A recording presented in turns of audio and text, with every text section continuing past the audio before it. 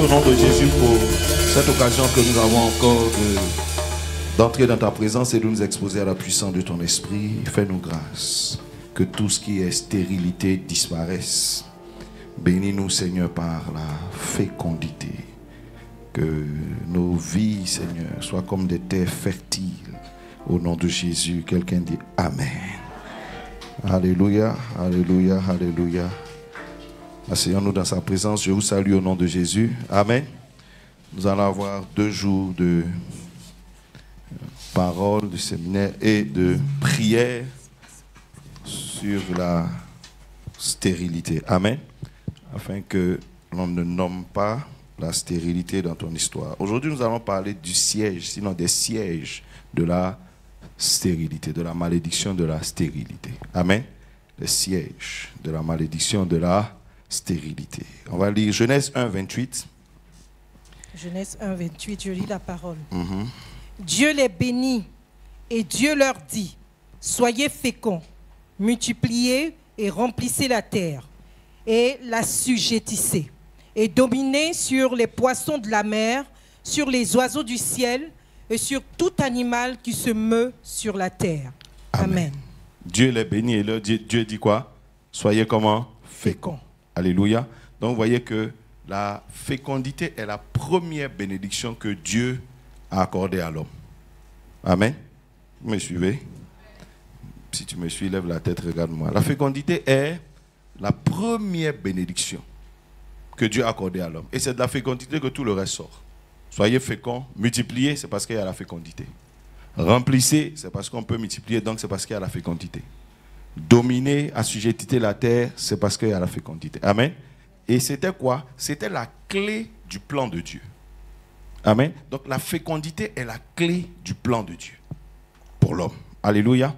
Donc là où le diable arrive à mettre la stérilité, qu'est-ce qu'il fait? Il fait échouer le plan de Dieu. Amen. Vous voyez que lorsque Christ arrive, Christ dit la même chose. Christ parle, sinon le psalmiste d'abord, il commence à parler de l'homme. Il dit l'homme qui trouve son plaisir dans la gloire éternelle, il est comme quoi? Un arbre qui est comment? Planté où ça? Près d'un courant d'eau qui fait quoi? Qui donne son fruit en sa saison. Donc il donne son fruit, donc il n'est pas stérile. Amen. Qui donne son fruit. Donc quand Dieu travaille, quand quelqu'un se rapproche de Dieu, pour que le plan de Dieu se réalise, il faut que la personne soit capable de porter du fruit. Amen. Quand Jésus-Christ arrive, il dit la même chose. Il dit, je suis le sarment et vous êtes quoi? Je suis le cep et vous êtes quoi? Les sarments. Et le but de cette union, c'est quoi? C'est que tu portes du fruit en abondance. Amen. Il faut que tu portes du fruit en abondance. Et là où le sarment n'arrive pas à porter du fruit, on dit le sarment est coupé, il est jeté au feu, il sèche. Amen. Donc vous voyez que quand il y a la stérilité, le plan de Dieu échoue et la destinée de l'homme aussi échoue. Alléluia. Donc toute forme de stérilité. Voilà pourquoi Satan va chercher à faire quoi? À établir la stérilité quelque part. Quand vous voyez que lorsque Dieu va commencer le plan de la rédemption, quelle est la malédiction contre laquelle il va lutter en premier? La stérilité. Amen. Sarah était comment? Stérile. Rebecca était comment? Stérile.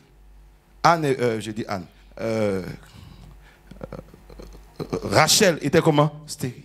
Donc vous voyez que dans ces 3 générations, l'esprit, sinon la malédiction que le Seigneur va attaquer, c'est quoi? C'est la stérilité.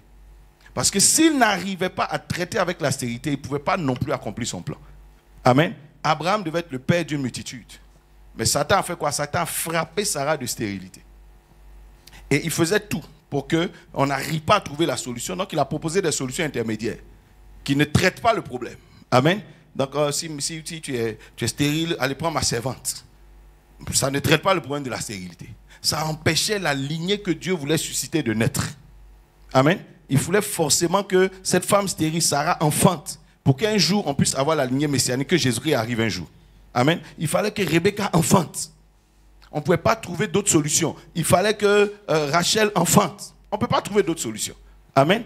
Vous voyez que même quand la deuxième phase, la phase royale va arriver, Anne aussi sera frappée de quoi? Stérilité. Alléluia. Et si Anne n'arrive pas à enfanter, Samuel ne peut pas naître pour oindre les rois. Et donc Satan va toujours travailler à cela. Et jusqu'à aujourd'hui, la chose est vraie. Amen. Le diable sait que quand tu es lié à Jésus-Christ, donc tu deviens un sarment sur le sceptre, l'un des problèmes qui peut arriver, c'est que tu ne portes pas de fruits. Et il va travailler à ce que justement ton histoire ne porte jamais de fruits. Amen. voyez que la plupart, quand tu nais sur terre, tout ce que tu as comme projet, comme ambition, etc., il faut que tu arrives à vivre des accomplissements. Il faut que tu arrives à porter du fruit. Il faut que ta vie, ton histoire porte du fruit. Dis Amen. Si tu as vécu 30 ans, si tu as vécu 40 ans, si tu as vécu 70 ans, il faut que les fruits soient nombreux. Amen. Le résultat soit important. Alléluia. Tous les efforts que tu fais doivent porter du fruit. Dis Amen. Quand Christ arrive, il compare l'homme à quoi? Il dit l'homme est comme un semeur qui sort et qui cherche quoi? Une terre. Partout où tu es, tout ce que tu as, c'est comme des semences. Amen. Même l'amour qu'on a là, c'est une semence qu'on a. Tu veux trouver une terre où tu vas semer cet amour. C'est pas ça? Quand tu as une connaissance, tu veux semer ça quelque part. N'est-ce pas? Tu as une compétence, tu veux semer quelque part. Quel que soit ce que tu as, c'est comme une semence que tu as, que tu veux investir dans une terre. Investir dans un milieu, investir quelque part et ensuite récolter quoi? Des fruits. Quand tu as de l'argent, c'est une semence que tu as. Dans quel projet est-ce que j'investis cette semence-là pour que quoi? Demain, cet argent se multiplie. Dis Amen. Donc vous voyez que l'homme est comme un semeur. Donc ce qu'un semeur cherche, c'est quoi? C'est qu'il faut qu'il tombe sur une terre qui n'est pas stérile. Il faut qu'il tombe sur une terre qui n'est pas comment? Qui n'est pas stérile. S'il tombe sur une terre sèche, il perd tout ce qu'il a. Dis Amen. Et ma prière, c'est que la stérilité quitte ton histoire. Quelqu'un dit Amen. Donc il te faut vaincre forcément la stérilité. Et tu ne peux pas vaincre quelque chose si tu ne sais pas où cette chose se trouve, où elle se cache. Dis Amen. Tu peux constater que bon, ta vie, ça ne va pas. Tu peux constater la stérilité, mais la stérilité est où au fait? Elle est logée où? Où se trouve le problème? Et c'est ce que nous allons étudier aujourd'hui. Dis Amen. Demain, je parlerai de comment vaincre cette stérilité. Alléluia. Les esprits qui sont cachés derrière, comment les vaincre. Dis Amen. Dis Amen. Donc on va étudier aujourd'hui simplement les sièges où se cache la stérilité. Tu vas lire maintenant en Genèse chapitre 3, le verset 17 à 19. Genèse 3, verset 17 à 19. Il dit à l'homme, puisque tu as écouté la voix de ta femme, et que tu as mangé de l'arbre au sujet duquel je t'avais donné cet ordre, tu n'en mangeras point. Le sol sera maudit à cause de toi. C'est à force de peine que tu en tireras ta nourriture tous les jours de ta vie. Il te produira des épines et des ronces, et tu mangeras de l'herbe des champs. C'est à la sueur de ton visage que tu mangeras du pain, jusqu'à ce que tu retournes dans la terre d'où tu as été pris. Car tu es poussière et tu retourneras dans la poussière. Amen. En d'autres termes, ton histoire sera vide. Ton histoire sera vide. Il n'y aura rien de bon. Tu vas juste te battre pour manger. Et puis après, tu retournes à la poussière. Donc tu auras un parcours qui ne laisse rien. Amen. Tu travailles, tu as un parcours, tu vas vivre, tu vas manger, tu vas finir. Et puis bon, c'est fini. Tu meurs. Amen. Il dit, la femme, tu vas enfanter avec douleur, avec difficulté. Il dit à l'homme pareil, tu seras plus facile. Parce que la terre ne va pas réagir comme une terre fertile. Dis Amen. Parce qu'il y a quelque part, il y a une stérilité quelque part dans ton histoire. Et quand on lit en Genèse chapitre 4, maintenant le verset 9 à 12. L'Éternel dit à Caïn, où est ton frère Abel? Il répondit, je ne sais pas. Suis-je le gardien de mon frère? Et Dieu dit, qu'as-tu fait? La voix du son de ton frère crie de la terre jusqu'à moi. Maintenant, tu seras maudit de la terre qui a ouvert sa bouche pour recevoir de ta main le sang de ton frère. Quand tu cultiveras le sol, il ne te donnera plus sa richesse. Il te donnera plus quoi? Sa richesse. Amen. Donc tu ne trouveras plus de richesse. Pourtant, il y a de la richesse.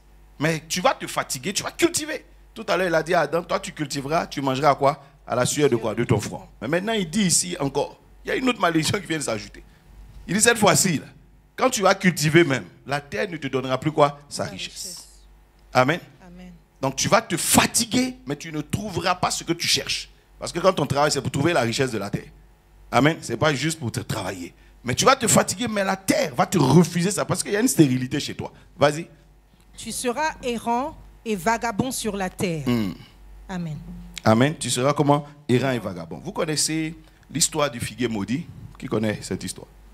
Qui connaît cette histoire du figuier maudit avec... Ah, vous ne connaissez pas? Ah, mais je ne vois pas vos mains. Je lève ma main seule. Je dis au revoir. Je ne sais pas à qui je parle. Amen. Alléluia. Vous voyez qu'un jour, Jésus-Christ, tu peux t'asseoir, ma fille. Révérend, sois béni. Donc, un jour, Jésus-Christ marchait avec ses disciples. Il avait faim. Donc, il avait un besoin. Il devait manger. Amen. La faim, ce n'est pas quelque chose de spirituel. Tu as faim, il faut chercher à manger. Il n'y a pas de prière qui calme la faim. Plus tu pries même, plus tu as le vertige. Amen. Et donc, Jésus-Christ fait quoi? Il voit un figuier. Donc, normalement, qui doit porter des figues. Ce n'était pas la saison des figues, mais le figuier avait des feuilles, n'est-ce pas, bien vertes. Amen. Donc, ce n'était pas un figuier sec. C'était un figuier qui avait quoi? Des feuilles. Donc, qui donne l'impression de faire quoi? D'avoir du fruit. Jésus-Christ se dirige vers le figuier. Et il fouille, il se rend compte qu'il n'y a pas de figue. Donc, le figuier n'a que des feuilles. Bon, ce n'est pas les feuilles qu'on mange. Amen. Ce n'est pas les feuilles qu'on mange. Donc, le figuier a l'apparence d'un figuier comment? Qui produit. N'est-ce pas? Fertile. Il a juste l'apparence. Donc, il trompe. Mais quand tu te retrouves à côté de lui, tu vois qu'il n'y a rien. Amen. Vous voyez, il y a des gens comme ça, leur histoire est comme ça. Quand tu les vois de loin, tu les entends de loin, tu les imagines, ils ressemblent à des figuiers qui portent du fruit. Donc, ils ont l'apparence. Dis amen. Ils ont l'apparence de quelqu'un qui porte beaucoup de fruits. Et puis, quand tu t'approches de leur vie, tu commences à les fréquenter, tu te rends compte qu'il n'y a pas grand-chose, il n'y a pas grand fruit. Amen. Donc, il y a beaucoup de feuilles. Peut-être tu bouges beaucoup, tu fais beaucoup d'efforts, etc. Tout. Donc, l'apparence va dire, ah, lui là, vraiment, ça doit aller chez lui. Dis amen. Mais quand on rentre dans ton histoire réelle, on commence à tâter, chercher les fruits dans différents domaines, on n'en trouve pas. Amen. La Bible dit, quand Jésus-Christ a vu ça, qu'est-ce qu'il a fait? Il a maudit le figuier en même temps. C'est-à-dire, parce que cet état-là est pareil que l'état du figuier maudit. Il a maudit le figuier. Et il dit que jamais personne ne mange quoi? De ton fruit. Parce que de toute façon, tu es pareil que celui qui... Ça ne sert à rien. Il vaut mieux même souvent ne rien être que d'avoir l'apparence de la chose et ne pas avoir. Dis amen. Et Jésus-Christ a maudit le figuier. Il dit non. C'est pareil. Vous voyez, certaines personnes ont un état de malédiction qui est aggravé. À ce moment-là, tes racines, on dit jusqu'aux racines. Donc tu vois, tes racines, ton tronc, tes feuilles, tout est stérile, tes branches, tout est sec. Amen. Et puis il y a des gens, la sécheresse se trouve à un niveau. Vous voyez, ici le figuier, lui, ses racines n'étaient pas sèches. Son tronc n'est pas sec. Ses branches ne sont pas secs. On voit qu'il y a des feuilles. Mais par contre, niveau fruit, il ne porte rien. Amen. Ma prière, c'est que tout ce qui est en toi, tout soit comment? Soit fécond. Quelqu'un dit amen. Quelqu'un dit amen. Que la sécheresse ne se trouve nulle part. Que la stérilité ne se trouve nulle part. Ni dans tes racines. Dis amen. Ni dans ton tronc. Ni dans tes branches. Ni dans tes feuillages. Quelqu'un dit amen. Ni au niveau des fruits. Il faut que tu sois complètement fécond, complètement fertile. Quelqu'un dit amen. Quelqu'un dit amen. On dit dans le livre de Psaume, tout ce qu'il fait quoi? Lui réussit. Alléluia. Donc nous allons aujourd'hui faire quoi? Voir où est-ce que la stérilité peut se cacher. Dis amen. Où ça peut se cacher? Parce que pour ne pas qu'on ait l'impression de traiter le problème alors que le problème est ailleurs. Mais il faut savoir où ça se cache. Et je te parlerai de 10 sièges où la stérilité peut se cacher. Quelqu'un dit, premier siège dans l'âme. Dans l'âme. Dis amen. Quelqu'un peut avoir la stérilité dans son âme. C'est là-bas que ça se trouve, ça se cache, ce n'est pas quelque chose de visible. Quand Dieu fait Adam, quand il le bénit, il fait de lui une âme comment? Vivante. Quand l'homme pêche, parce que c'est ce que Satan guettait. Quand Satan dit la mort, c'est que tu ne peux plus porter du fruit. Amen. Voilà ce qu'il cherche. Tu ne peux plus porter du fruit éternel, c'est fini. Donc dans l'éternité, on ne peut plus rien enregistrer pour toi. Donc ta vie sera une vie éphémère et puis terminée. Tu vas sembler vivre, mais en fait, la vie éphémère profite au diable. Parce que la vie éphémère fait quoi? Tu bâtis le monde. Amen. Quand quelqu'un vit seulement ici sur terre, là, tu bâtis le monde. C'est tout ce que tu fais. Mais il n'y a rien pour l'éternité. Voilà pourquoi il va laisser Adam vivre. Et un jour, il va dire à Jésus que la terre est sa gloire. Que les gens ont bâti là, c'est pour moi. Vous ne voyez pas qu'après à Babel, les gens ont eu pour projet de bâtir une tour. C'est pour le diable. Amen. Vous voyez qu'aujourd'hui, quand vous analysez la terre petit à petit, les choses s'en vont. Et tu analyses bien, même les lois sont en train d'aller en faveur de quoi? De l'antichrist. Quelqu'un dit amen. Donc, vous voyez, la loi, ce n'est pas quelque chose de très juste. Hein. La loi ne fait qu'autoriser quelque chose. Dis amen. C'est tout. Donc, c'est pas... La Bible dit rechercher le royaume et sa justice. Vous comprenez? Mais maintenant, on te donne des lois et puis ça donne l'impression que ce qu'on va dire là est juste. Dis amen. Ce n'est pas vrai. C'est deux choses différentes. Vous comprenez? On peut autoriser une chose qui n'est pas juste du tout. Vous voyez, un innocent peut se retrouver dans les problèmes. Dis amen. Un innocent peut se retrouver dans les problèmes. C'est lui qui est en prison. La loi l'a mis en prison. Vous comprenez? Mais ça ne veut pas dire que la chose est juste. Jésus-Christ a été crucifié, c'était injuste. Mais la loi l'a crucifié. Quelqu'un dit amen. Donc le diable va s'arranger Pour faire quoi? Pour mettre un système qui va faire quoi? Qui ne sera pas forcément juste. Dis Amen. Et il dit la terre là, et toute sa gloire, ce que vous faites, vos efforts, il dit quand vous finissez là, tout est pour moi. Parce que ce qui sera pour toi est dans l'éternité. Voilà pourquoi Jésus a regardé le jeune homme riche. Il dit quand je te vois, tu n'es riche que pour la terre. En vérité, ton histoire n'a rien produit pour l'éternité. Tu n'as rien dans l'éternité, tu n'as même pas 5 francs. Dis Amen. Pendant que tout le monde t'apprécie ici, on a l'impression que tu as une belle vie. Il dit, comme moi je regarde dans l'éternité, tu n'as rien. Il dit, va, comme tu veux la vie éternelle, tu veux rentrer dans le monde de l'éternité, tu veux rentrer dans l'univers de l'éternité, va, vends tout ce que tu as. Donne-le aux pauvres, et puis au moins aie un compte pour l'éternité. Dis Amen, ouvre un compte. Il y aura un trésor dans les cieux. Maintenant, viens et suis-moi et on va commencer à bâtir ta richesse spirituelle. Quelqu'un dit Amen. De sorte que maintenant, lorsque tu auras une maison sur terre, ce ne sera pas seulement une maison sur terre, mais ta maison sur terre sera le reflet de ce que tu as dans les cieux. Est-ce que quelqu'un comprend ce que je suis en train de dire? La richesse d'un enfant de Dieu, ce n'est que le reflet de ce qu'il a dans les cieux. Quelqu'un dit Amen. Donc c'est juste un reflet. Voilà pourquoi il peut perdre. Quand tu prends Job, Job était riche sur terre. Mais sa richesse terrestre était le reflet de ce qu'il avait au niveau céleste. Voilà pourquoi le diable peut emporter ce qui est terrestre. Mais un matin, ça va revenir parce que ta richesse céleste n'est pas touchée. Jésus dit amassez vos trésors là où le diable ne peut rien faire. Dis Amen. Quand Jésus était au désert, il n'avait pas rien. On dit il n'y a pas à manger. Mais pourquoi il lève les yeux vers le ciel? Parce qu'il est au ciel, il est riche, il est prospère. Il a du pain là-bas. Quelqu'un dit Amen. Donc à un moment donné, tu verras quoi? Cette chose sera reproduite sur cette terre. La Bible dit que ta volonté soit faite sur terre comme elle est faite dans les cieux. Quelqu'un dit Amen. Si tu es prospère au niveau spirituel, on va prendre au niveau de ton âme, tu prospéreras sur terre ici. Quelqu'un dit Amen. Est-ce que je parle à quelqu'un? Alléluia. Quelqu'un dit à son voisin, enregistre des richesses dans le monde de l'éternité. Dans l'univers de l'éternité. Dis Amen. Au jour où tu en as besoin, ça ne fait que s'ouvrir. Voilà pourquoi lorsque Dieu parle à Isaac, il dit à Isaac, ne fuis pas. Ce n'est pas la peine de fuir la sécheresse. Parce que ton père Abraham a agi de sorte à avoir quoi? Mais beaucoup de choses au niveau spirituel. Donc quand on regarde ici dans tes données spirituelles, au niveau du ciel, tu n'es pas pauvre, tu n'es pas dans la sécheresse. Donc reste, il suffit simplement de travailler de sorte à ce que cette richesse-là se manifeste sur terre. Dis Amen. Trouve simplement un canal, c'est tout. Et la Bible dit, il vient, il sème. Et on se rend compte que bientôt, tu vois, tout ce qu'il avait dans le ciel commence à être reproduit ici sur terre. Alléluia. Alléluia. Pourquoi Dieu peut regarder quelqu'un et dire, tu seras restauré? Parce qu'il voit ce qui se passe au niveau spirituel. Et dans le niveau spirituel, tu n'es pas pauvre. Joseph était en prison. C'est vrai, prisonnier au niveau physique, mais sur le plan spirituel, il est gouverneur. Dis Amen. Sur le plan spirituel, c'est un grand. Parce que devant Dieu, il n'est pas en prison, il n'a rien fait. Devant la justice de Dieu, il est libre. Dis Amen. Donc devant la justice des hommes, tu le vois en prison, mais bientôt la justice de Dieu va le délivrer. Et la Bible dit, la justice de Dieu va faire quoi? Le rétablir. Quand la justice de Dieu le rétablit, la justice de Dieu ne le rétablit pas chez Potiphar, mais la justice de Dieu le rétablit dans sa vraie dimension. Dis Amen. Quelqu'un dit gouverneur. Je déclare au nom de Jésus que le monde n'arrivera pas à t'arrêter. Le monde n'arrivera pas à t'arrêter. Quelqu'un dit Amen. Quelqu'un dit Amen. De même si quelqu'un au niveau spirituel, tu es pauvre, même si apparemment au niveau naturel, tu sembles riche, ça va finir par la pauvreté. Ça va finir par la pauvreté. Les réalités spirituelles vont te rattraper. Dis Amen. On aura l'impression, quand tu vois par exemple Ésaü.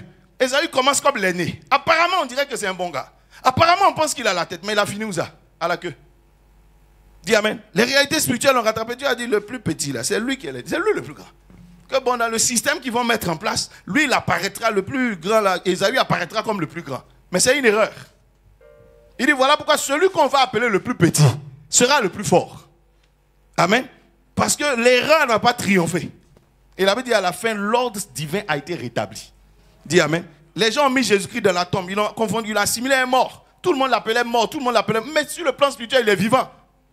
Dis Amen. Voilà pourquoi on dit pourquoi cherchez-vous parmi les morts celui qui est vivant? Et la Bible dit au moment où on va venir voir, on se rend compte que la réalité spirituelle l'a rattrapé. Il est ressuscité. Quelqu'un dit Amen. Quelqu'un dit Amen. Est-ce que je parle à quelqu'un? Quelqu'un dit avec moi, Seigneur, je détruis le siège de la stérilité dans mon histoire. Au nom de Jésus. Au nom de Jésus. Dis Amen, dis Amen, dis Amen. Où se cache cette stérilité? Dans ton âme. Dans ton âme. Quand l'homme pêche, Satan réussit à faire quoi? À toucher en premier son âme. C'est là que ça part. Et puis maintenant, petit à petit, ça va progresser. Vous voyez que Adam a eu un niveau de malédiction. Et puis on se rend compte que Caïn va venir avoir un autre niveau. Jusqu'à ce qu'on arrive au temps de Noé, c'était grave. Amen. La malédiction n'a fait que progresser. Avec Adam, on dit, non, maintenant tu peux quand même cultiver, etc. Tu auras des... Mais après on dit, oh, on arrive au stade même où maintenant même la richesse ne te sera même pas donnée. Et puis on va devenir errant carrément. Dis amen. Donc déjà, il y avait une petite malédiction qui touchait déjà l'homme. Et puis Caïn va ajouter. Dis amen. Et lui, ça va aller plus loin. Comme on prend le figuier là, déjà, il n'arrive pas à porter du fruit. Et puis il y a une autre malédiction qui va frapper. Et cette fois-ci, ses feuilles même vont sécher. Ses racines, son tronc va sécher. Ses racines vont sécher. Donc il allait encore un autre niveau même de stérilité. C'est plus grave. Dis amen. Moi, c'est les feuilles seulement, on peut gérer ça. Alléluia. Il reste juste une étape. Mais quand Jésus a ajouté une malédiction, il avait dit tout, même jusqu'aux racines, tout a séché. Dis amen. C'est que si tu dois travailler, c'est une vraie résurrection que tu vas faire. Alléluia. Quelqu'un dit que mon âme soit libre. Et puis encore dit que mon âme soit libre. Dis amen. La malédiction dans l'âme de quelqu'un peut sécher sa vie. Tu te déconnectes. Ton âme n'est pas arrosée. Ton âme ne porte pas la fécondité, ne porte pas la fertilité. Donc en toi, mais il n'y a pas de fruit. Pourquoi? Cette âme est déconnectée de Christ. Dis amen. Déconnectée du jardin d'Éden. Déconnectée de tout ce qui est fécondité. Donc tu n'es plus arrosé, tu sèches. Alléluia. Et donc qu'est-ce qui va se passer? À ce moment donné, la personne va voir que progressivement, sa vie va aller de problème en problème. De problème, c'est ce que vous appelez généralement malédiction. Donc il y a comme une malédiction qui est logée dans l'âme de la personne. Dis amen. Donc tu transportes. La Bible dit quand Joseph arrive quelque part, la prospérité, parce que la prospérité est dans son âme. Vous voyez, lorsque, comment on appelle? Lorsque Isaac bénit son fils, qu'est-ce qu'il fait? Il dit, viens que mon âme te bénisse. Quelqu'un dit amen. En d'autres termes, que je prenne ce qui est en mon âme et que je le déverse dans ton âme. Est-ce que je parle à quelqu'un? Et quand il commence à parler, il dit que tu aies du blé en abondance. Ça veut dire quoi? Ce blé-là, c'est retrouvé où? Ce blé, c'est de retrouver d'abord dans le monde spirituel. Voilà pourquoi quand Jacob veut devenir riche, il dit quoi? Il dit, je levais les yeux vers le ciel. Et je vois des choses. Et je reproduis quelque chose sur terre. Dis amen. Il dit, je lève parce que dans le ciel, il est riche. Le blé, le mou, il dit que tu aies ces choses-là en abondance. Dis amen. Parce que son âme transporte la richesse. Parce que son âme est bénie. Par contre, l'autre, on dit, il ne va jamais s'en sortir. Pourquoi? Parce que ton âme peut transporter la pauvreté. Donc, en d'autres termes, tu vas rentrer quelque part. Même si le coin était riche, au bout de quelque temps, ça va sécher. Parce que la sécheresse vient de toi. De même que lorsque Joseph rentre quelque part, même si le coin était pauvre, bientôt tu vas voir que les choses vont changer. La Bible dit, quand Joseph est né dans la maison de Jacob, automatiquement, vous voyez que des décisions, des réflexions, des projets, des alliances de prospérité ont démarré. Dis amen. Vous voyez que Joseph ne travaille pas. Parce qu'après on va dire non, c'est Joseph. Mais non, quand la prospérité accompagne quelqu'un dans l'âme de quelqu'un, l'endroit où la personne se trouve, tout va s'organiser pour la prospérité. Dis amen. On va voir que Jacob, son père, va commencer à prendre des décisions. C'est maintenant, il dit non, je vais quitter là-bas. Après, il prend un contrat où il devient riche. Et puis tout le monde commence à bouger, on s'en va vers Canaan. Parce qu'il transporte la bénédiction dans son âme. Dis amen. Et quand lui-même, il va commencer sa vie, qu'il va bouger lui-même, vous voyez que la Bible dit quoi? Quand on le vend quelque part, il arrive quelque part, vous voyez, d'abord, il va prendre des décisions. Lui-même, il avait un fonctionnement qui rendait son père riche, qui protégeait la richesse de son père. Ses frères avaient tendance à tuer les animaux, à appauvrir. Mais quand Joseph était là, il surveillait. Donc vous voyez que l'attitude de Joseph faisait quoi? Protéger la richesse de son père. Protéger les bénédictions de son père. Et quand il va se retrouver chez Potiphar, la Bible dit la prospérité va l'accompagner. C'est la même chose qu'il va faire chez Potiphar. Dis amen. Chaque fois qu'il est quelque part, il va protéger la richesse du lieu. Et il va rendre le lieu riche. Quand il se retrouve chez Pharaon, il va annuler tout ce qui est effet de la sécheresse qui arrivait. Pour faire quoi? Pour que le lieu prospère. Est-ce que je parle à quelqu'un? Parce qu'il transporte la chose dans son âme. Dis amen. Et cette chose qu'il transporte va affecter même les pensées, les décisions qui sont autour de lui. Partout où il rentre, des gens vont prendre des décisions. La Bible dit, Potiphar le regardait avec faveur. Dis amen. Quand il se retrouve par exemple au milieu de ses frères ne l'aiment pas, mais son père l'aime. Vous savez, ce n'est pas tous ceux qui sont autour de vous qui ont besoin de vous aimer pour que vous soyez bien. Hein? Dis amen. Souvent, il y a une ou deux personnes clés. Et ce sont ces gens-là que Dieu te donne. Dieu ne va pas te donner la faveur de tout le monde. Il te donne la faveur des gens, des personnes clés. Quelqu'un dit amen. Dans la maison de Jacob, la personne qu'il fallait pour Joseph, c'était son père. Dis amen. Tout le reste des frères, c'est des bavards. Donc, ce n'est pas tous ceux qui te détestent, qui te créent des problèmes. Il y a des gens, bon, c'est leur cœur, ils vont avoir des ulcères et puis c'est fini. Quelqu'un dit amen, ça ne te fera rien. C'est des bavardages, ils vont parler mal. Bon, il y a des gens comme ça, leur travail, c'est ça. Dis amen. Mais il y a des personnes clés de ton histoire, Dieu te donnera leur faveur. Si tu me dis amen, reçois cette bénédiction. Dis amen. Et si tu portes la bénédiction dans ton âme, la bénédiction va disposer les choses en ta faveur. L'ange de cette bénédiction va travailler pour toi. La Bible dit, lorsque la pauvreté poursuivait Jacob, quand Jacob avait compris, et que la pauvreté était le poursuivant en la personne de Laban, la Bible dit, à un moment donné, l'ange est descendu, il a dit à Laban, ne parle ni en bien ni en mal. Donc il y a des projets qu'on peut nourrir, ça ne peut jamais te toucher. Dis amen, parce que ton âme porte la richesse. Dis amen très fort. Dis avec moi au nom de Jésus. Toute stérilité logée dans mon âme est brisée aujourd'hui. Est brisée aujourd'hui. Est brisée aujourd'hui. Quelqu'un me dit amen. Quelqu'un me dit amen. Et pour que cette stérilité-là disparaisse, il faut forcément un rachat. Voilà pourquoi Christ a dû mourir pour nous. Dis amen. Voilà pourquoi celui qui a Christ retrouve la vie dans son âme. Est-ce que je parle à quelqu'un? Voilà pourquoi c'est ta communion avec Christ réellement qui te redonne la bénédiction dans ton âme. Quand Dieu parle à Abraham, il dit quitte ton pays, ta patrie, la maison, tu peux va dans un pays que je te montrerai. Il dit je te bénirai. C'est par là qu'il commence. Il dit je te bénirai d'abord. Dis amen. C'est-à-dire que si Dieu ne te bénit pas, on ne peut pas parler de fécondité après. Il dit je te bénirai. En d'autres termes, cette bénédiction que vous avez perdue depuis la Genèse au chapitre 1, soyez féconds, remplissez, multipliez, je vais te la redonner. Est-ce que je parle à quelqu'un? Je vais te restaurer. Dis amen très fort. Et ton âme étant restaurée, tu vas voir que les mêmes choses vont recommencer. Est-ce que je parle à quelqu'un? Je prie qu'il y ait restauration au niveau de ton âme. Dis amen. Dis avec moi. L'Éternel est mon berger. Il restaure mon âme. Quelqu'un dit il restaure mon âme.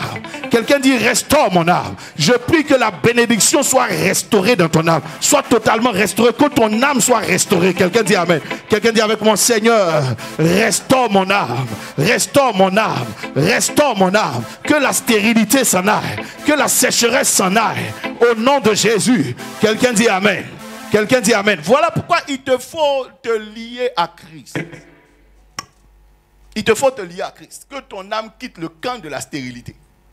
La Bible dit, lorsque, comment on appelle, Abraham quitte, à un moment donné, il demande à Dieu, mais comment est-ce que ces choses-là peuvent arriver? Dieu dit, faisons alliance. En d'autres termes, lions-nous.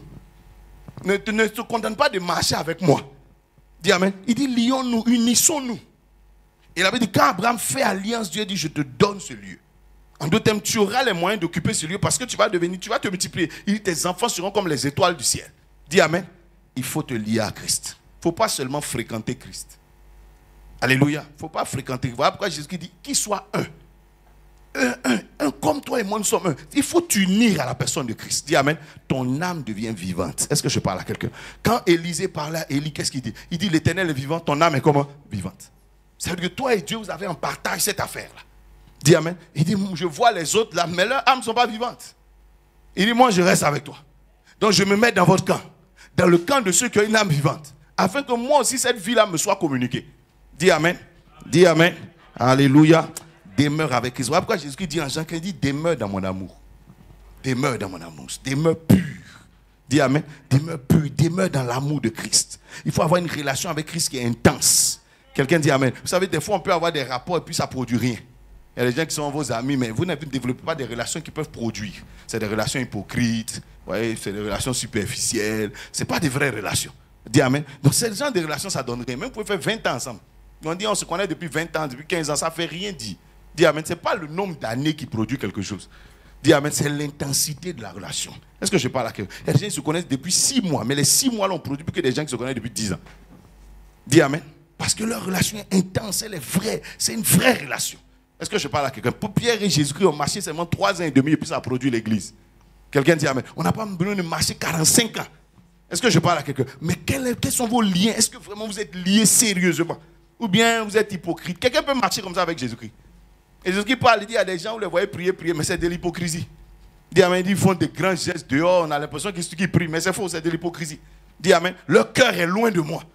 Est-ce que je parle à quelqu'un? Donc quand on les entend, on entend de belles phrases, mais c'est dire leur cœur est loin de moi. Le fonctionnement de leur cœur n'est pas le fonctionnement de mon cœur. Dis amen. Donc en matière de cœur, on est très très très éloigné. Dis amen. Dis amen. Donc tu vois qu'il vaut mieux avoir une relation sérieuse avec Christ. Une relation qui peut produire. C'est quand ta relation avec Christ commence à produire, elle produit la vie dans ton âme, que tu verras ton histoire aussi produire quelque chose. Quelqu'un dit amen. Mais si tu as une relation hypocrite, superficielle, bon, aux yeux des hommes, ça apparaît, c'est comme j'ai dit le figuier là. Aux yeux des hommes, ça apparaît comme, mais à l'intérieur, il y a quelque chose qui ne va pas. Tu vas sentir cette sécheresse dans ta vie. Dis amen. On va sentir les choses bouger. C'est comme des feuilles dont tu commences quelque chose, ça bouge bien. Tout le monde croit que ça va donner un résultat parce qu'on voit les feuilles. Mais à la fin, quand on vient chercher, à la saison de la moisson, quand on vient chercher les résultats, il n'y a rien. Et tu vois, les gens disent, ouais, mes choses commencent bien, tout, et puis à la fin, c'est vide. Amen. Donc, au moment où on veut manger, au moment où on veut récolter, quand on arrive là, on voit rien. La Bible dit l'arbre de Psaume chapitre, on dit il donne son fruit en sa quoi? En sa saison. Donc, à la saison où on l'attend, on trouve le fruit. Quelqu'un dit Amen. Donc ce n'est pas juste quelque chose qui fait des mouvements, qui fait ceci, qui donne de l'espoir, et puis après il n'y a rien du tout. Il faut que cette malédiction s'arrête. Quelqu'un dit Amen au nom de Jésus. Quelqu'un dit au nom de Jésus, cette malédiction de stérilité est brisée dans ma vie. Dis Amen. Mais si toi-même tu as ce genre de rapport avec Christ, où tu donnes de l'espoir à Christ, mais qu'à la fin, quand Jésus cherche les fruits, il ne trouve pas, ta vie sera pareille. Dis Amen. Parce que ta relation avec Christ, c'est quand tu le trompes, et ta manière de faire. Tu as une manière de faire, on a l'impression qu'on va trouver du fruit sur toi. Tout à l'église, ceci, cela, tout. Mais quand à la fin, Jésus-Christ recherche le fruit qu'il attendait, il ne trouve rien. Dis Amen. Et comme lui n'a rien trouvé, qu'est-ce qui va se passer? C'est le même résultat que tu vas avoir dans ta vie. Toi aussi, tu vivras la même chose. Tu vas te rendre compte que tu peux. Et puis au moment où tu penses récolter, zéro. Dis Amen. Tu es étonné, tu ne comprends rien. Parce que c'est ce que tu fais à Jésus-Christ tout le temps. Comme un figuier. Tu lui donnes l'impression de... Tu crois, on croit que, on imagine que, on pense que, et puis au dernier carrefour, tu le blagues. Quelqu'un dit, Alors là, j'entends plus les gens parler. Quelqu'un dit, Demande à ton voisin, quelle est ta relation avec Christ? Voilà pourquoi on parle du sarment. On dit le sarment, il se met sur le figuier, il se met sur le pied de vigne. Le pied de vigne croit, espère en lui. Croit en lui, donc on commence à faire les calculs avec lui. On dit, ah oui, ce sarment, certainement va nous donner 100, etc. On fait les calculs. Puis au dernier moment, on arrive. Rien. On est étonné. On dit, mais on croyait que le frère là, la soeur là, quand même, on la sentait là. On a cru que. Puis bon, tu nous as doublé. Amen. D'autres se sont annoncés comme ça. Oh non, on va évangéliser. Et puis à la fin, à l'heure, le jour d'évangélisation, on te cherche, on ne te trouve pas. Tu nous as blagué, nous tous. On a compté dans le plan, la stratégie, on a compté avec toi. Tu nous as dit qu'il serait là. Tu es venu, on avait pu au dernier moment. Tu vois que Christ a le même problème que toi. Donc quand Jésus est au ciel, il est en train de prier là-bas, il dit aux anges de prier pour sa délivrance. Parce que chaque chose que lui commence, ça commence bien et puis ça finit mal. Quelqu'un dit Amen. Dis à ton voisin, est-ce que tu n'es pas un figuier à feuilles par hasard? Amen. Ton feuillage ne se flétrit point, mais tu ne portes pas de fruits. Somme chapitre 1 dit son feuillage ne flétrit point et il fait quoi? Il donne son fruit en quoi? En sa saison. Dis à ton voisin, donne ton fruit en ta saison. Oh, ça commence à monter. Quelqu'un dit, je commence à comprendre la parole maintenant. Et quand tu vois les gens parlent plus trop fort, c'est que ça commence à rentrer. Dis Amen. Quelqu'un dit, je donne mon fruit en ma saison. Répète encore, dit, je donne mon fruit en ma saison. Répète encore, dit, je donne mon fruit en ma saison. Dis Amen, dis Amen, dis Amen. Oh, dis-moi un Amen. Quelqu'un dit, dans l'esprit. La stérilité peut se cacher dans ton esprit. Dans ton esprit. Amen. Dans ton esprit. Quand vous voyez Jacob, c'était ça son problème. Jacob n'ayant pas servi son père. Vous voyez que Jacob ne voit pas. Il ne voit pas. Il ne comprend rien. Son esprit n'est pas éclairé. C'est quand il dort, il voit des anges. Mais qu'est-ce que ça veut dire? Il ne sait pas. Amen. Il ne sait pas. Il voit. Hein? Donc la chose est là autour de lui. Mais au niveau de l'esprit, il ne comprend rien. Ça veut dire quand Jésus est ressuscité, il a pris ses disciples et puis fait quoi? On dit il ouvrit leur esprit. N'est-ce pas? Afin qu'ils arrivent à comprendre les Écritures. Donc une chose est d'avoir une grâce, une autre chose est de la comprendre. Quelqu'un dit Amen. De comprendre comment l'exploiter. Quand tu ne comprends pas, là, c'est comme si tu n'avais pas. Alléluia. Il y a des gens ici, par exemple, on peut te donner tout de suite 10 millions. Mais tu vois, ton esprit, c'est comme s'il y a un foulard dessus. Tu ne sais pas quoi faire avec ça. Tu peux rencontrer une de ces personnalités. Quand on me dit, oui, je le connais. Et puis quoi? Dis Amen. Et puis quoi? Mais tu ne sais pas quoi faire avec la personne. Tu ne sais rien faire. C'est comme un voile qui est sur ton esprit. Et c'est ce qui est arrivé à Jacob. Jacob était l'homme béni et toute la rosée du ciel sur lui. Mais regardez où il allait se mettre. Et le projet dans lequel il s'est jeté. Il s'est jeté dans un projet et dans un contrat qui vont l'appauvrir pendant 14 ans. Comment quelqu'un peut faire ça? La maladie, la stérilité est dans son esprit. Pendant 14 ans, ses idées ne produisent rien pour lui. Dis Amen. Ses idées, ce qui sort de lui là, est stérile pour lui-même. Ces pensées-là sont stériles pour lui-même. Ça ne donne rien. Dis Amen. Donc à ce moment donné, tout ce que tu vas produire dans ton esprit ne t'apportera rien. Rien du tout. Tu vas avoir des idées, tu vas avoir ceci, mais tout ce que tu vas faire là ne donnera rien. Dis Amen. la stérilité est cachée dans ton esprit. Soit tu ne sais pas quoi faire, soit tu vas trouver ce qu'il faut pour souffrir. Et quand Jacob finit ses 14 ans, 14 années de travail, 14 années d'idées, de réflexion, de pensée, quand il analyse sa vie, tout ce qu'il a, c'est 4 femmes et puis il n'a rien de bon. Que ça ne t'arrive pas. Quelqu'un dit toute malédiction cachée dans mon esprit est détruite aujourd'hui.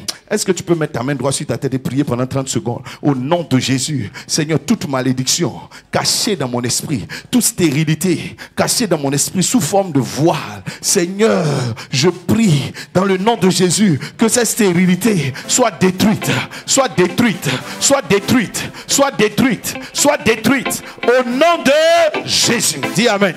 Dis Amen. Tu vois, tu as un potentiel, c'est bien. Tu as des diplômes, c'est très bien. Tu as des compétences, c'est bien. Tu as des aptitudes, tout ça c'est bien. Hein? Mais le problème, c'est que tu en feras quoi? C'est ça le vrai problème. Tu en feras quoi? Donc ça se trouve par contre au niveau de tes pensées. J'en ferai quoi? Tu peux être esclave avec tout ça. Dis Amen. Esclave avec tout ça. C'est-à-dire que pourtant tu as toutes les compétences, tout ce que tu veux, puis tu es un esclave avec ça. Amen. Qui a dit que les esclaves là, ils n'ont pas d'aptitude? Si, ils en ont. Mais ils savent faire les choses, hein? N'est-ce pas? Mais pourquoi ils sont pauvres? Parce que ici, ça ne fonctionne pas. Dis Amen. Ça ne fonctionne pas. Ils n'ont pas ce qu'il faut. Ils n'arrivent pas à produire ce qu'il faut pour pouvoir avancer, pour pouvoir s'enrichir. Ils n'arrivent pas. Il y a comme une malédiction à ce niveau-là. Dis Amen.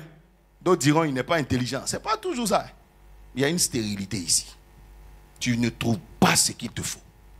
Dis, pourtant, tu as autour de toi, mais les gens même qu'il faut souvent. Mais ici, là, c'est vide. Ton esprit a un problème. Voilà pourquoi Ésaïe 60, avant de te parler de la richesse, dit lève-toi et quoi? Sois comment? Éclairé d'abord. Parce qu'aussi longtemps que tu te lèves, tu t'agites sans être éclairé, tu ne fais que t'agiter pour rien. C'est lorsque tu es éclairé que la richesse commence à venir, que la gloire commence à venir. Et je proclame aujourd'hui que les ténèbres quittent ton esprit. Que les ténèbres quittent ton esprit. Que les ténèbres quittent ton esprit. Que ces ténèbres qui ont rendu stérile ton esprit soient mises à l'écart. Soient mises à l'écart. Que ces voiles soient ôtés.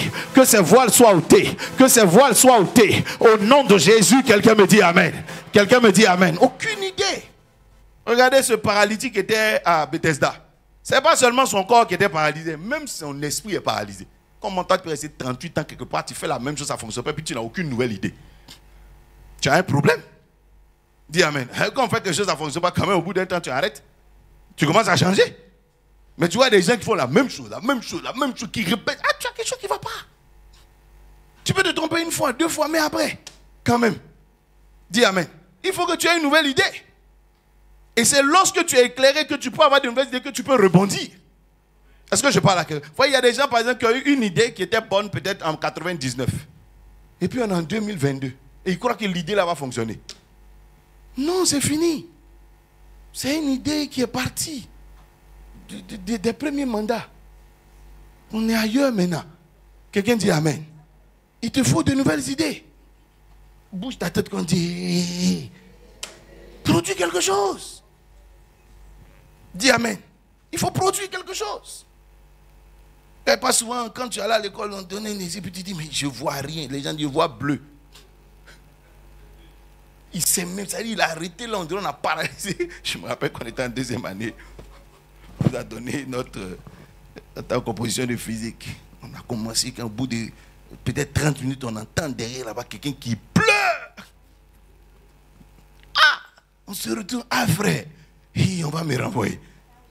Il dit, je ne vois rien, mais on dirait que tu vas aller à l'école. Ah, tu vas aller à l'école. Mais là, il est bleu même. Ça ne doit pas t'arriver. Dis Amen. Regarde ton voisin, dis voisin. À quoi tu penses quand on te dit tu es en 2023? À quoi tu penses? Dis Amen. Dis Amen. Vous voyez que souvent, il y a des gens qui ont que les idées pour être pauvres. Ça veut dire toutes leurs idées, là, quand on met tout ensemble, si ça a tout à marcher, il aura 1 million. Jusqu'à la fin de l'année. Chaque idée produit. Peut-être que quand on dit les semences, on dit un qui produit 60. Ce n'est pas tout qui produit beaucoup. Un qui produit 60, un qui produit 30, etc. Donc lui, il a des idées qui produisent des petites choses. N'est-ce pas? Il rêve grand, mais il a des idées, ce n'est pas la peine. Dis amen. Et puis quand quelqu'un est fécond, vraiment béni dans son esprit, il a une seule idée, mais l'idée là le rend milliardaire.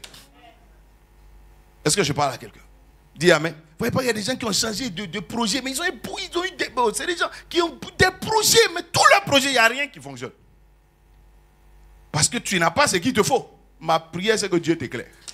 Quelqu'un dit amen. Que Dieu te donne l'idée qu'il faut. Dis amen très fort. Dis amen. Souvent, la vie, là, c'est 2 ou 3 idées, puis la vie décolle. Hein? Je parle à quelqu'un. C'est comme les relations. Hein? Tu n'as pas besoin d'avoir 10 000 relations. Dis amen.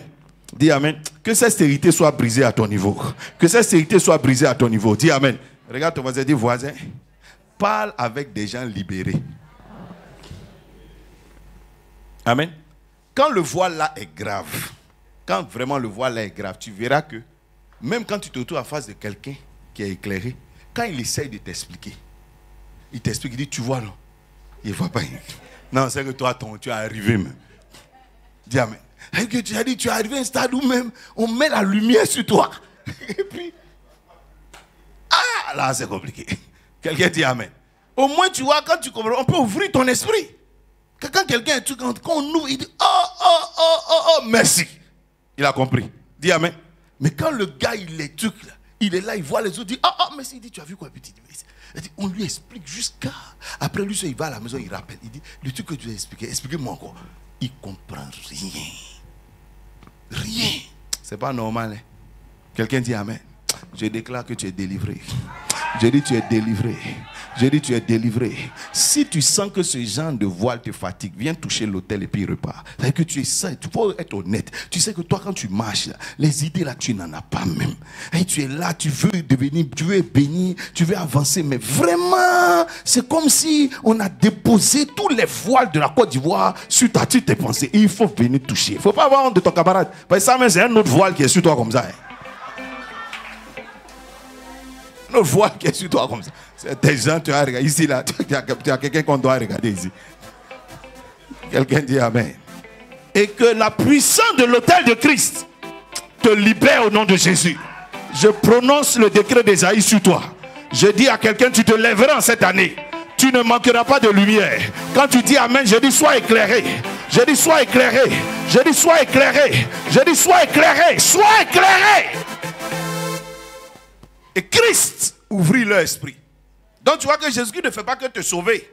Il y a un deuxième travail qu'il fait dans ta vie. Il ouvre ton esprit. Donc quelqu'un peut être sauvé puis son esprit est fermé. Donc tu es à l'église, tu es vraiment chrétien, ton âme est sauvée, tout, il n'y a plus de... Mais ton esprit là est fermé. Dis amen. Mais comme aussi quelqu'un peut avoir l'esprit ouvert. Et ça va se voir dans un domaine. Le domaine dans lequel tu vas évoluer. Ton esprit doit être ouvert sur ça. Dis amen. Si tu dois évoluer par la parole de Dieu, toi tu es quelqu'un, quand tu lis la Bible, tu comprends. Je parle à quelqu'un. Si tu es quelqu'un, tu vas évoluer par la prière, quand on rentre, tu comprends. Il y a un domaine que tu maîtrises. Dis amen. C'est comme un don pour toi. Tu es éclairé sur cette affaire. Si on dit c'est dans les affaires, il y a une affaire, ça c'est ton truc. Dis amen. Tu es éclairé. Personne ne peut tout faire sur terre. Hein? Mais tu as un domaine, tu as tes domaines à toi. Tu maîtrises cette affaire.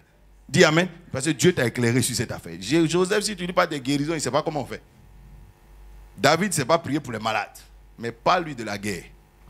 Quel que soit le genre d'adversaire, le monsieur il sait comment se débrouille là. Salomon, ce n'est pas un guerrier, mais envoie les énigmes et puis tout ce que tu veux. Dis amen. Il faut envoyer toutes les énigmes que tu veux. La science là envoie.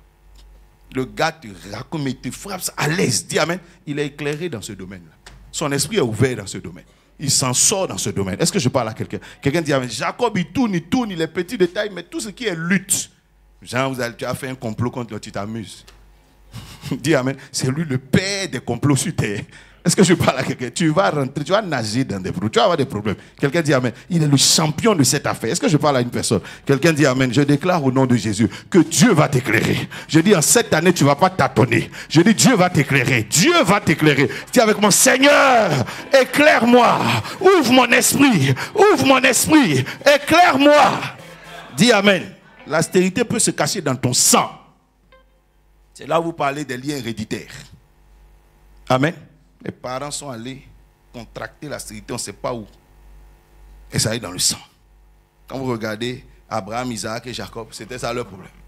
Quand ils vont aller choisir leur femme, On ne sait pas comment ils s'arrangent. Au milieu de toutes les femmes, c'est la femme stérile qu'ils vont choisir. Dis amen. Abraham a fini, il s'est débrouillé jusqu'à Sarah accoucher. Il a pris son fils, il dit, toi, tu ne vas pas choisir même, tu restes ici. L'ange de l'Éternel va choisir pour toi. Parce que quand on choisit nous-mêmes, ça devient des problèmes. L'ange doit aller prendre la femme comme stérile. Et on a pris Jacob, on dit, bon d'accord, comme Isaac n'est pas parti lui-même, peut-être, toi, il faut aller toi-même. Parce que je parle, lui-même il est parti, il est tombé sur qui? La femme stérile. Est-ce que vous comprenez ce que je veux dire? Ça veut dire que l'affaire est loin, hein? Ça est dans leur sang. Ça est dans leur sang. Ça veut dire qu'ils vont tout dire. Quand ils voient les femmes fécondes, ils ne les aiment pas. Quand ils voient Léa qui peut accoucher, ils ne l'aiment pas. Bila qui peut accoucher, ils ne l'aiment pas. Rachel qui ne peut pas accoucher, c'est là-bas qu'il est. Est-ce que vous comprenez ce que je suis en train de dire? L'autre a fait une prière, il dit, la femme qui va sortir en premier et qui va venir au but, que ce soit la femme, c'est une stérile. Tu sais, quand ça est dans ton sang, même tes prières t'envoient ça. Ah, tu ne comprenais pas où je partais? Dis amen. Même tes prières t'envoient le problème. Parce que la malédiction là n'est pas cassée. Elle est dans ton sang. Dit, Est-ce que tu comprends ce que je suis en train de dire? Fais ce que tu veux. Il faut qu'on brise cette malédiction héréditaire. Quand tu vas aller puis tu vas tomber sur 2, 3 choix à faire, c'est le choix bizarre là que tu vas faire. Parce que tu es influencé par cette malédiction qui est dans ton sang. C'est influencé. Amen. Ma prière, c'est que tu en sois délivré. Quelqu'un dit amen. Quelqu'un met sa main droite sur son cœur, dit Seigneur, que toute stérilité cachée dans mon sang soit brisée. Soit brisée. Est-ce que tu peux prier, mais comme un lion, pendant 1 minute? Élève ta voix et prie. Élève ta voix et prie. Toute malédiction, toute stérilité logée dans mon sang. Logée dans mon sang. Par des liens héréditaires.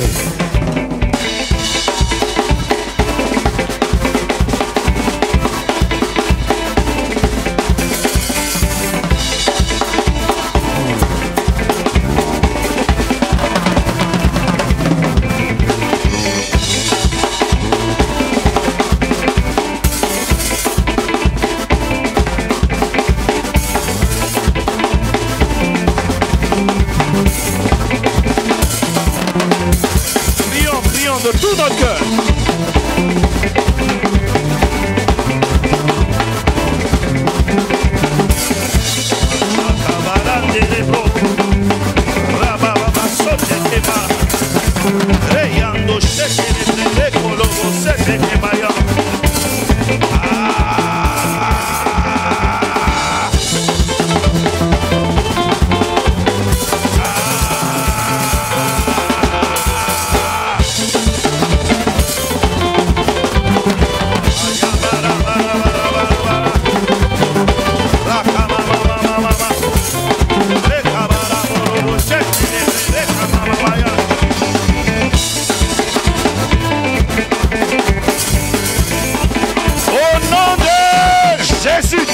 Sois délivré.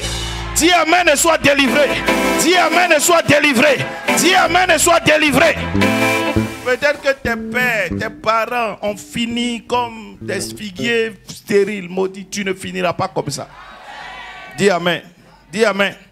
On enseignera et tu agiras comme par une action de rachat en son temps. Quelqu'un dit amen. Pour sortir totalement de cette stérilité, tu ne dois pas subir ce qui est arrivé. Amen. Quand vous regardez l'histoire de Ruth, il y avait un lien dans leur histoire. La mort. Leur vie ne donne rien. Tu prends Lot, malgré le fait qu'il ait croisé Abraham et qu'Abraham l'ait aimé, sa vie a donné quoi? Ça a fini par Moab, qui est malédiction. On ne peut pas savoir que le monsieur a transité à un moment donné par la bénédiction. Mais ça finit par Moab. Ça finit par moi. Sa femme va mourir. Vous voyez que les événements s'enchaînent pour qu'il se retrouve là. Il va dans une ville, c'est cette ville-là qui va être jugée. Il y avait beaucoup de villes sur terre, hein? Mais c'est la ville qui va être brûlée là. C'est là-bas il s'en va. Est-ce que vous comprenez ce que je suis en train de dire? C'est là-bas qu'il va aller s'asseoir.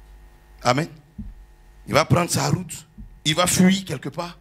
Sa femme, si sa femme était restée avec lui, l'histoire de Moab n'allait pas exister.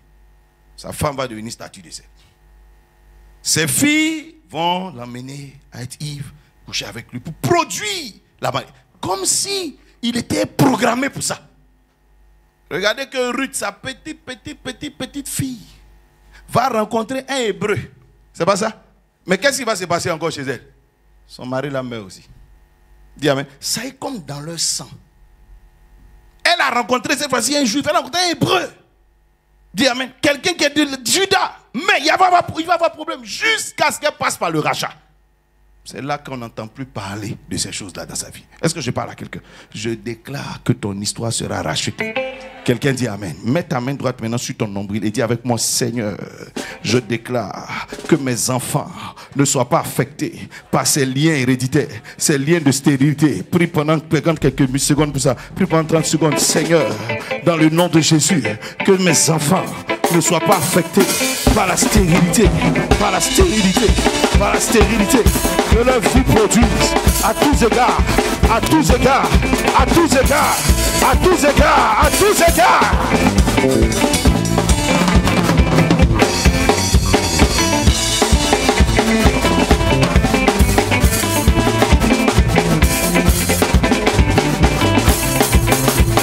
Au nom de Jésus. Dis amen. Dis amen. Qu'il en soit ainsi. Quand tu rentreras à la maison, fais une liste de tous tes enfants, impose les mains avec l'huile d'onction que tu as chez toi et prie pendant 12 minutes pour tes enfants. Dis amen. Que tout ce qui est stérilité disparaisse. Alléluia. Alléluia. Que la stérilité disparaisse de leur histoire. Dis amen. Dis amen. Et que Dieu bénisse ta vie. Abraham ne s'attendait pas à ça dans l'histoire d'Isaac. Et c'est arrivé. Isaac ne s'attendait pas à ça dans la vie de son fils. C'est arrivé. Est-ce que je parle à quelqu'un? Côté mariage, ils ont toujours des problèmes. Dis amen. Que Dieu étende sa main sur toi. Je vais peut-être terminer avec ça à cause du temps. Tu es avec moi dans le cœur, le siège du cœur. Quand la stérilité t'a raté, a raté tes racines, a raté ton tronc, elle va aller s'installer quelque part. Dis amen. Elle va aller s'installer quelque part. Ici, on parle du cœur. Je vous ai parlé du figuier maudit pour que vous compreniez bien que tu peux avoir des feuilles. Donc, à ce niveau-là, tu n'es pas stérile. Et puis, il n'y a pas de fruits.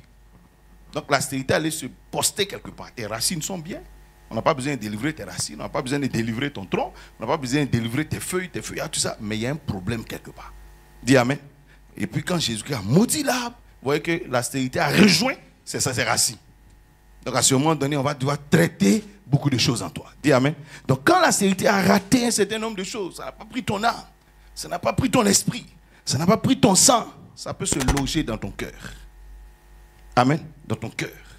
Et c'est là-bas que la stérilité va s'installer tranquillement. Alléluia. Quand Dieu parle par exemple de Saül, qu'est-ce qu'il dit de Saül? Parce qu'il compare Saül et David. Qu'est-ce qu'il dit? Il dit, j'ai vu quoi? Son cœur. Dis amen. Il dit, l'enfant là a un cœur qui va produire quelque chose. Par contre, Saül, il a un cœur qui va produire la honte. Il a un cœur qui va produire la misère. Son cœur va le détruire. Pourtant, il a eu la royauté. Mais Saül, c'est son cœur qu'il a pris pour passer de la gloire à l'humiliation. C'est son cœur. Dis amen. C'est son cœur. C'est là-bas que ça se trouve. Et Samuel a essayé de traiter avec son cœur, il n'a pas réussi. Il a tout fait pour traiter avec son cœur, ça ne marche pas. Il prie. Dieu dit arrête de prier pour celui-là. Dis amen. Son cœur est comme un caillou. Il a le cœur d'un idolâtre. Amen. Il dit c'est pratique, c'est comme des idolâtres. Est-ce que je parle à quelqu'un? Dis amen. Je prie que ton cœur ne détruise pas ta vie. Regardez lorsque Jacob bénit ses fils. Il regarde deux d'entre eux, Simon et Lévi. Il dit, tu seras dispersé. Toi, Lévi, quand il te regarde, tu es fait pour être une race sacerdotale. Mais tu seras dispersé en Israël. À cause de votre cœur. Votre colère là est violente. Je ne sais pas où vous l'avez enlevé. Il dit, c'est ta colère là qui va faire que tu n'auras pas de territoire en Israël. Tu n'auras pas de territoire. Dis amen. Parce que ton cœur est un piège pour toi. Est-ce que je parle à quelqu'un? Il y a des gens ici, c'est ton cœur que Satan a attrapé. Et c'est ton cœur qui sèche ta vie. C'est ton cœur qui détruit tout. Tu peux trouver de bonnes choses, mais ton cœur va tout gâter. Il faut prier pour ça. Pourquoi quand Jésus commence dans ton histoire, il commence par quoi? Par quoi Jésus commence? Non. Il commence par quoi? Non. Je vous ai piégé un peu. Mais il commence par quoi? Avant d'arriver dans ton cœur, là, il te parle. La parole, là, ça va où? Il commence par tes oreilles. Que celui qui entend. On dit, si tu entends aujourd'hui, c'est pas ce qu'on dit. Dis amen. Donc ça commence par tes oreilles. Maintenant, on dit, quand tu as entendu avec tes oreilles, on dit, ne fais pas quoi? N'endurcis pas quoi? Parce que quand ça passe par ton oreille, c'est pour aller dans ton cœur. Ça veut chercher la foi dans ton cœur. Si tu n'as pas entendu, tu ne peux jamais dire endurcis, tout ça. Dis amen. Donc il commence par tes oreilles, mais en espérant avoir accès à quoi? À ton cœur. Et c'est là-bas que tout le problème peut se trouver. Il faut que les oreilles là. J'arrive, ma fille. Donne-moi 300 000. Tu as entendu ou pas? Ton oreille tripa. Ton oreille entend ce que tu veux, ce que tu ne veux pas. C'est faux? C'est faux? L'oreille est publique. Maintenant, dis-moi ce qui se passe dans ton cœur. Ah. Dis amen. Si c'était le cœur seul, elle va dire, je n'ai pas entendu. Les oreilles ont entendu, mais le cœur n'a pas entendu. C'est faux? Le cœur n'entend pas ça. Dis amen. Parce que c'est là-bas que peut se trouver le problème. C'est ton cœur qui peut faire obstacle. Et je prie que ton cœur ne soit pas stérile. Jésus qui parle de certains cœurs, il dit quand il regarde certains cœurs, c'est comme des cailloux. Il dit tu as un cœur de pierre. Et lui-même, Jésus qui regarde, il dit mais c'est pas comme ça qu'on a fabriqué ça. Quand on crée, c'est pas ça, c'est la poussière qu'on a pris, non? Mais comment ça a fait pour devenir comme ça? Mais ton cœur, il dit c'est endurci. Vous voyez l'argile là, souvent qu'on fait passer par le feu, tu vois que ça devient. Il dit c'est endurci. Il est tellement dur qu'il a l'impression que c'est un caillou qui est là. Dis amen. Et naturellement, qu'est-ce qui peut pousser sur un caillou? Rien. Un jour, il parle par exemple du cœur. Qu'est-ce qu'il dit? Il dit, le règne des cieux ressemble à un semeur qui est sorti. C'est pas ça? Et puis qui essayait de jeter sa semence. Il dit, il y a certains cœurs qu'il a trouvé qui étaient comment? Comme des longs de chemin.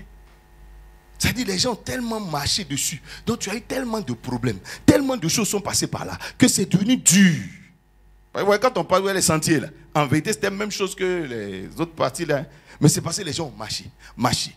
Donc les problèmes ont marché là. Les démons ont marché là. Les difficultés ont marché là. Les douleurs ont tellement marché là. Que c'est de cailloux même. Dis amen. Il y a des gens ici, les déceptions ont fait qu'aujourd'hui ton cœur est devenu comme une pierre. C'est faux? Tu es trop déçu. Souvent tu es déçu même des pasteurs. Même. Tu es tombé sur des assassins. Dis amen. Tu es tombé sur là. Jésus qui nous a prédit, il y a des loups dans la bergerie. Donc, il y a des gens qui sont tombés sur tellement de loups. Quand il aperçoit un, il dit c'est qui ça? Quand on dit le mot pasteur, il dit pardon, moi je suis musulman.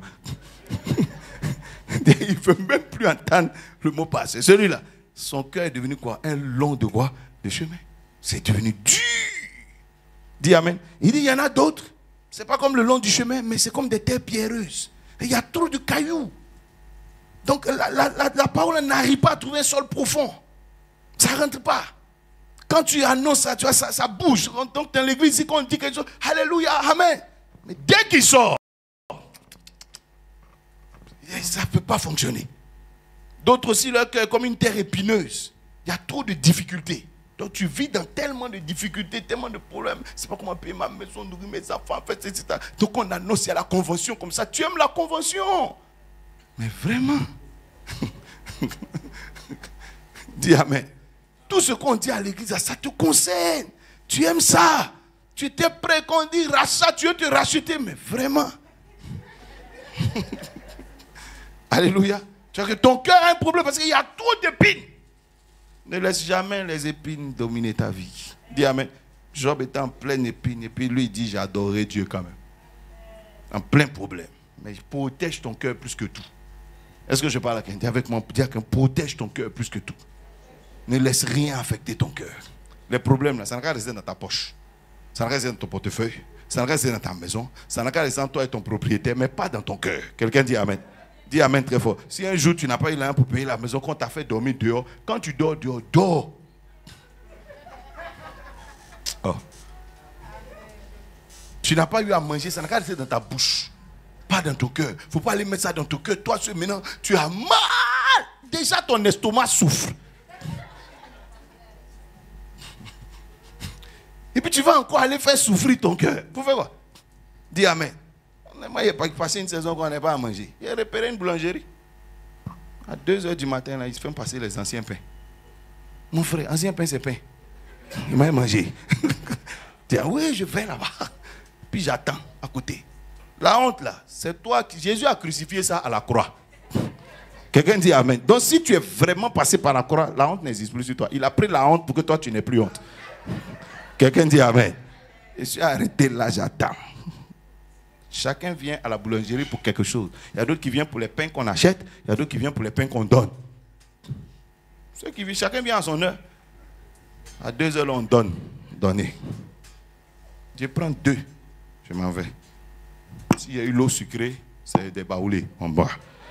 C'est à son ethnie. Quelqu'un dit amen. S'il y a eu baka, c'est djoula. On boit, on mange. S'il n'y a rien eu, je mange. Tu vas prendre ça pour t'arrêter pour rien pain, petit. Moi-même, pain. Ça, c'est ton cœur qui est en train de te fatiguer. Hein? Sinon, tu peux manger tranquille. Quelqu'un me dit amen. Il y a des gens qui disent, tu as 500 dans ta poche. Bon, tu vois que tu ne peux pas. Mais marche. Il y a des fois où je descendais à Djamé, je marche. Tu vas mettre le problème de ton cœur pour faire quoi? Dis amen.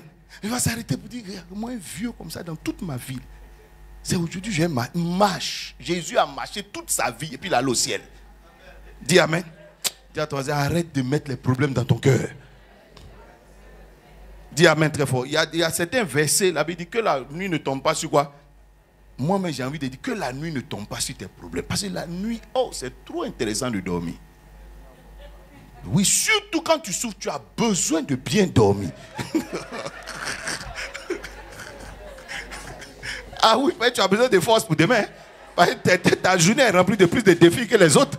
Dis, donc il te faut te restaurer. C'est pas maintenant tu as veillé. Et le matin, tu crois que tu peux avoir. Tu as trop de géants. Donc c'est toi qui as besoin de dormir. Donc prie. Si tu sais ce que tu fais, il y a des gens qui disent quand il prie, je dors. Donc prie alors. Et puis dors. Dis amen. Il ne faut pas aller prier, il ne faut pas aller faire les chants qui font pleurer. Tu sais que tu es déjà en larmes. Tu ajoutes des chants qui font pleurer, pourquoi? Il y a d'autres chants. Dis amen. On loue pas. La Bible dit qu'ils étaient en prison. Ils louaient Dieu d'une louange qui ne fait pas pleurer. Il y a des choses auxquelles tu peux penser et puis rire, c'est faux? Pense à ça. C'est leur heure. C'est pas maintenant tu as pensé à ta maman quand elle était vivante, elle te donnait à manger, elle n'est plus là. Et il oublie ça. Quelqu'un dit amen. Lève-toi. Est-ce que je parle à quelqu'un? Tu as besoin de prier, tu as besoin de chercher Dieu. Dis amen. Quand ça chauffe trop sur moi, je prends ma Bible. C'est comme dans votre crise, quand on tirait, il était dans ma Bible. Je lisais les passages pour aller au ciel, pour retrouver Jésus. On reverra l'époux et puis il chantait les... Mais mon frère, où on est arrêté nous tous là?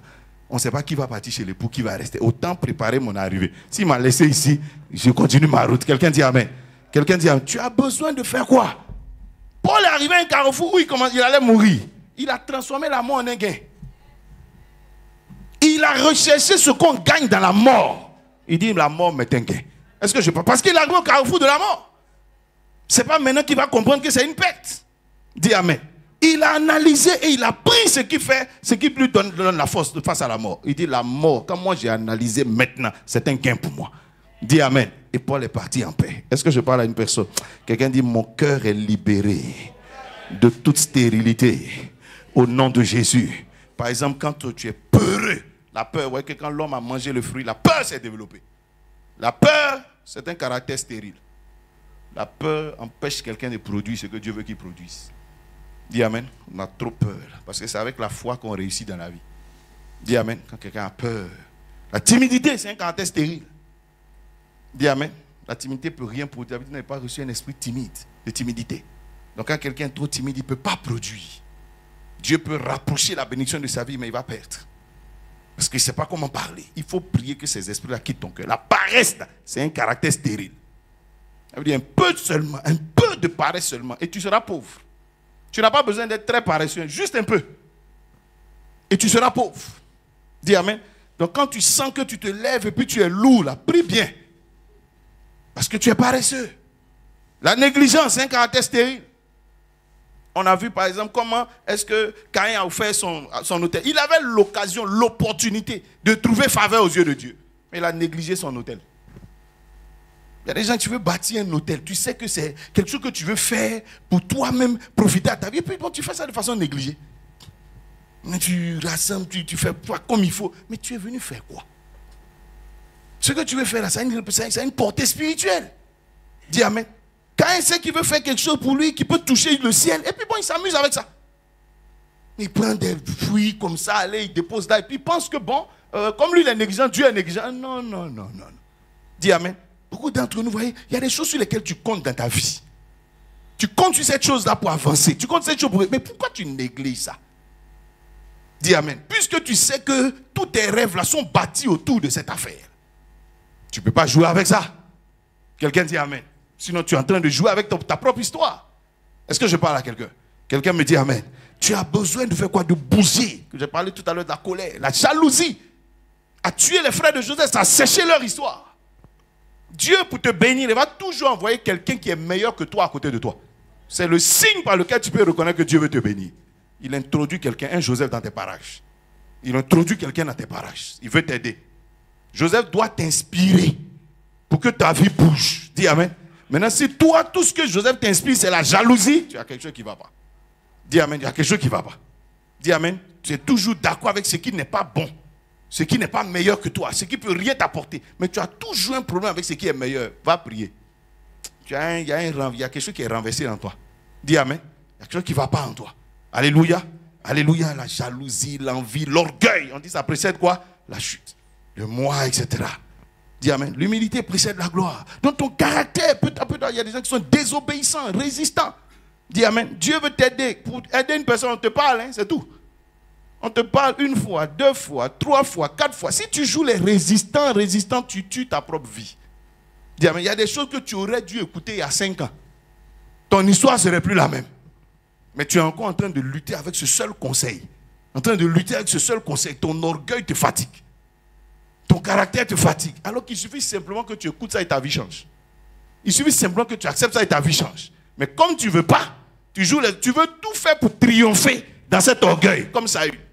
Il veut tout faire. Comment il va faire? Peut-être il va tuer d'abord David, puis ça ne marche pas, après ça va consulter les morts. Après, il essaie de il cherche des stratégies pour réussir dans sa désobéissance. Ça ne va pas marcher. Tu vas mourir. Dis amen. Tu pars petit à petit vers la mort. Ça ne sert à rien d'essayer d'être plus fort que Dieu. Dieu a vu les caractères et dit celui-là n'est pas bon. Dis amen. Dis amen. La cupidité est un caractère stérile. Tu marches avec des gens, vous évoluez ensemble. Voilà, pasteur Roger est là. Nous avançons à des carrefours. Lui, il est prêt pour moi. Il est prêt à agir dans ma vie. Quand moi, ça arrive à mon tour, je suis bizarre. Amen. Il y a des gens comme ça, quand c'est pour prendre, là, ils sont prêts. Vraiment, tu es gentil. Mais quand c'est pour donner, lui, il n'y arrive pas. Cette avarice-là, cette cupidité, ça va te tuer. Dis amen. Ça va te faire perdre. Alléluia. Alléluia. Les téléphones qui sonnent comme ça, là, ça tue.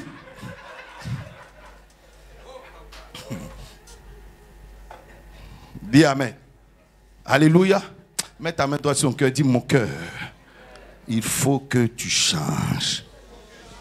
Dis amen. Dis amen. Il y a des gens, par exemple, indécis.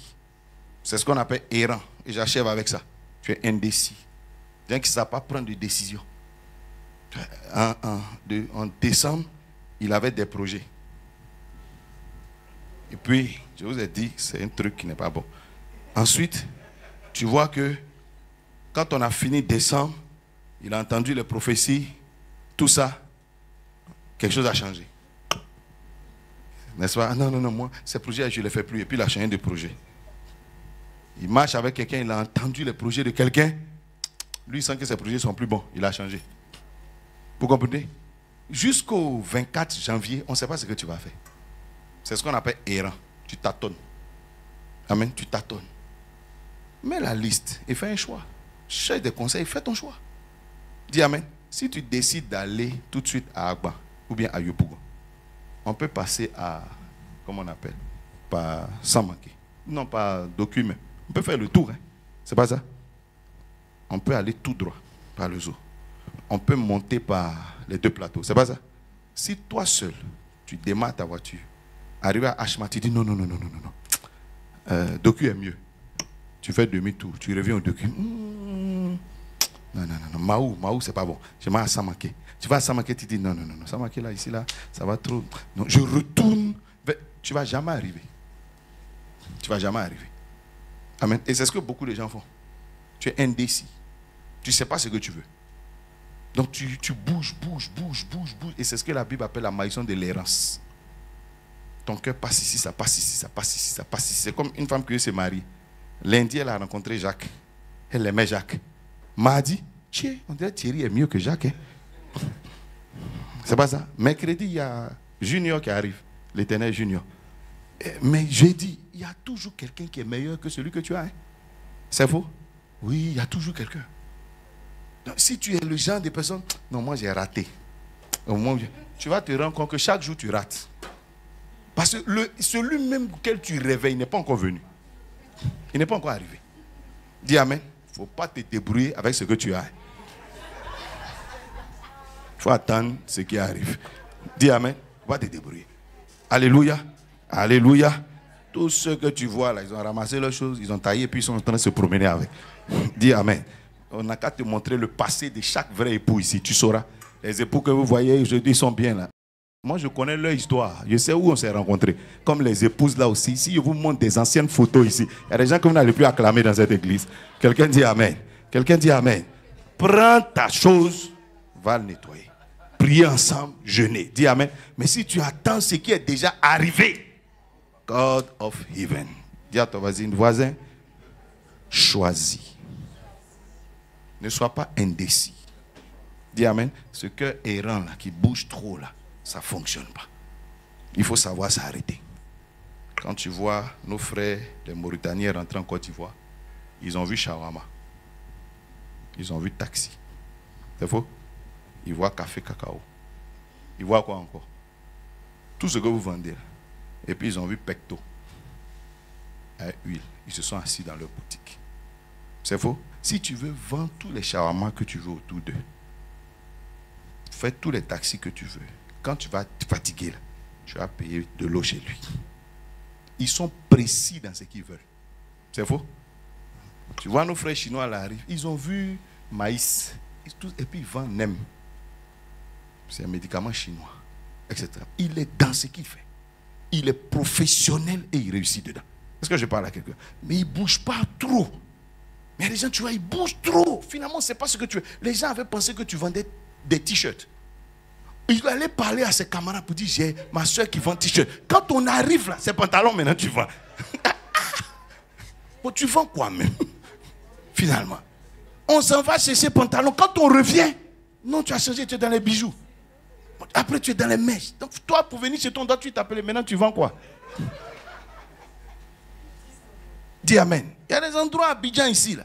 Quand tu as faim la nuit, tu sais que tu peux aller là-bas. Tu sais ce que tu vas acheter. C'est faux? Il est là. Dis amen. Voilà son activité. C'est ce qu'il fait. Tu peux tourner quand tu sais que le gars là, il vend choukouya ici. Et tu sais qu'il est là. Il travaille vite avec ça. Ma prière, c'est qu'en 2023, Dieu te cale sur des choses précises. Quelqu'un dit amen. Des choses comment? Précises. Il y a des gens qui veulent être amis de tout le monde. Bon, je suis ami de Roger. Et puis maintenant, j'ai vu Seydou. Mais il se trouve que Roger et Seydou, là, ça ne fonctionne pas. Maintenant, comme moi, je vais être en même temps ami de Roger et ami de Seydou, je vais trahir les deux.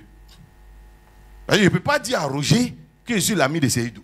Donc quand j'arrive, nous deux on critique Seydou. Seydou a ces trucs jaunes là. Et puis on parle. Mais le problème c'est que moi, je ne suis pas derrière ami aussi. Donc par derrière, je cours. Je fais tout pour que Roger ne soit pas là. Seydou aussi va me parler de Roger. Quand moi, on laisse les gars, je ne sais pas, ils sont à Bengourou, quand ils viennent sans jean, ils se mettent. Ils pensent que c'est. Je ne sais pas si vous comprenez ce que je suis en train de dire. Qu'est-ce que tu fais? Tu es en train de trahir les deux. Hein? Mais en fait, tu vas finir par te rendre quand tu vas rester au milieu. La Bible dit, soit tu as choisi Satan. Et puis là, tu es vraiment Satan. Vous savez que vous êtes du diable. Quand les démons là passent, eux-mêmes ils savent, ils disent, voici notre gars. Voici notre... Ou bien tu es de Jésus-Christ. Mais tu ne peux pas faire les deux en même temps. Dis amen, tu vas mourir au milieu. Est-ce que je parle à quelqu'un? Il faut savoir ce que tu veux. Dis amen, aucun homme ne peut avoir toute la terre à la fois. Alléluia, il faut choisir. Dis amen très fort. Dis à ton voisin, en cette année, que ton cœur ne soit pas indécis. Dis amen très fort. Si tu as été béni, acclame très fort le Seigneur.